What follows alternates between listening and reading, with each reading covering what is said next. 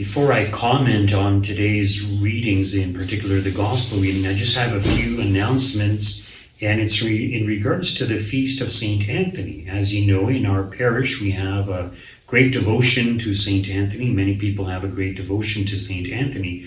So we have decided to do a novena leading up to the Feast of St. Anthony, just a 9-day novena, which will begin tomorrow.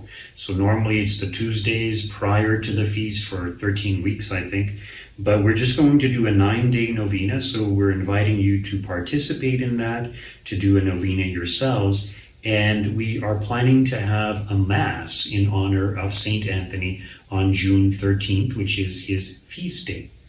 And it was also suggested that on that day, we will place the statue of St. Anthony, quite a large statue, outside the church, maybe just for about an hour, and people will be able to drive into our church area, turn around in the back parking lot, and as they are driving out, they can just pause in front of the statue of St. Anthony without getting out of their cars, say some prayers, and if I'm there, I might give them a blessing for their car, and then they just exit. So it's something that we're planning, so hopefully it will all work out.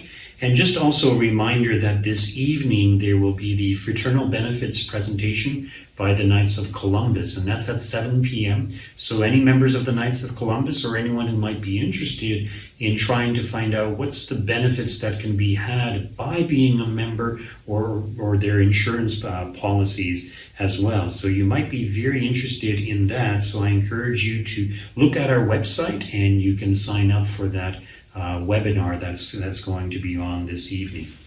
In regards to today's gospel reading, notice the Sadducees come to our Lord. And the Sadducees and the Pharisees were Jewish leaders, but they were two classes of Jewish leaders. So the Pharisees were much more religious. The Sadducees, they were more the aristocracy. So yes, they were involved in leadership, but the Sadducees and the Pharisees had somewhat different beliefs. So they were both Jewish. The Sadducees did not believe in angels, in the resurrection of the dead, or in spirits, which means they also did not believe that we continue to exist after death, that our souls continue to exist.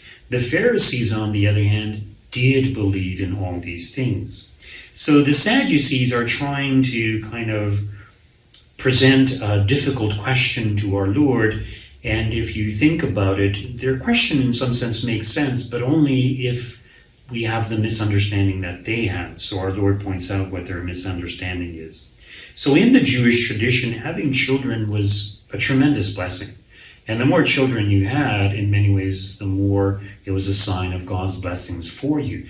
And think, in the olden days when parents got older, it was the children who cared for them. In some sense, that still happens today, but not so much. Often it's just one of the children out of all the others who is often the one who's showing the most care towards the elderly parents. So the ideal is that all the children would take care of the elderly parents and do what they can to contribute. So having children was considered a tremendous blessing. Even if you had a farm, the more children you had, the more they could help on the farm and the more lively your family became. So having children was considered a blessing not just for the Jewish people, but for all nations. Unfortunately, that's not the case today. But it was also important to pass on the family heritage. Even today, some people have that idea, well, I want my name to be passed on, and therefore parents often want their children to get married to pass on the family name. And so having a male child is especially important.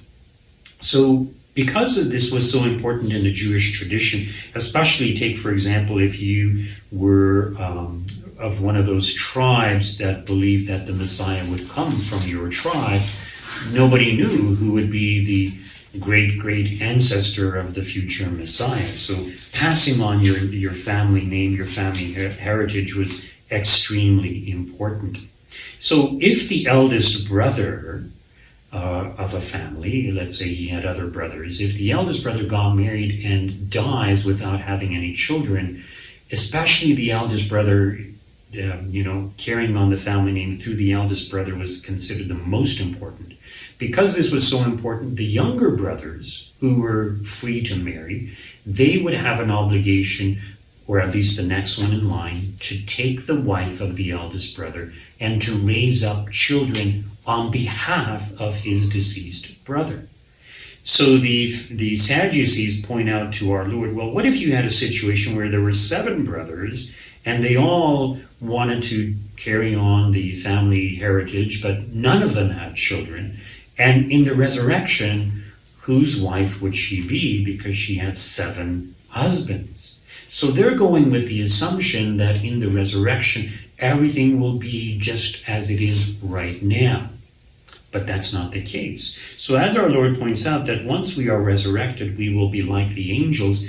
We will have our physical bodies, but our bodies will have the abilities that the angels have to go quickly from one place to another, or even to walk through a wall, just like our Lord did in his resurrected body. And basically what our Lord is trying to say is that angels do not procreate, and neither will we procreate in the time of the resurrection after we are resurrected. In other words, there will be no more need for procreation. So we say, or the church's position regarding the sexual act, the procreative act, is that it's primarily, there's 2 ends or 2 purposes. One is procreation and the other is unitive. So in heaven, we will be perfectly united with everyone. And in regards to the procreative aspect, there will be no more need for that. The number of the elect, it mentions somewhere in the scriptures that once the number of the elect is fulfilled, that is when Christ will return. So in other words, there will be no more need for procreation, so there will be no more need for sexuality. Now for someone who says, well, oh, that's not my idea of heaven, I would say you're probably too attached to your sexual impulses and desires. So in heaven, you will be perfectly united with everyone, primarily with God. And yes, for those who are close to you in your life, whether it's a good friend, a spouse, your children, you will be even more fully united with those than with others. And in regards to heaven, people will say, well, what will we be doing in heaven? Well, we will be engaged in love, in loving. And in fact, we will be more busy than we are now. But not in the sense of tiring. So often today when we do things, we have to do a lot of physical work. It tires us out. But in heaven, we will be actually more active, but we will not tire. In the same way, think of a loving mother who maybe has a lot of children, and she shows a lot of love to each of her children. She gives of her love. She never tires of showing love. Physically, yes, she may tire, but she doesn't spiritually tire of showing love for her children. So this is what it will be like for us in heaven. We will be showing love. We will be manifesting love towards God, towards everyone around us. We don't know all the details of what heaven will be like, but it will be very, very fulfilling. Now, as I mentioned, for those who say, well, I want to have sex in heaven, or if there's no sex in heaven, then I don't want to be there. Well, let me just remind you of the reality that also in hell, there will be no sex. So in heaven, everybody will be loving and filled with love. In hell, it's the opposite of love. Everybody will be filled with hatred. They will choose hatred for themselves, and they will hate God primarily, but they will also hate everyone. And think of a person who is intensely angry. They're not going to be in the mood for sexuality. And the other thing is that in hell, you are angry with everyone, not just God, but with everyone, and including yourself, because you will know that it is due to your own choices that you have ended up in hell. However, people say, is there a possibility for the damned to be saved? God does not place an obstacle to their salvation. The individuals themselves do. In other words, they have chosen definitively for all time, for all eternity, to hate God and to hate others. Whereas we are called to love God, and love is a unitive force, and so we will be with God in heaven. So in hell, C.S. Lewis, he has a great description in his book, The Great Divorce. And basically what he's the title implies is that you are divorced or separated from God and from everyone else. It's kind of an analogy that he gives in this book. So you're separated from everyone. You're very much alone. But there is some contact because of hatred. So you have to take out your hatred on other human beings. The demons want to take out their anger, their hatred towards God on you. So there's a lot of fighting, a lot of hurting each other in hell that will take place. So it's certainly not a place that we would want to go to. So we are called to love God first and foremost, and secondly, our neighbor.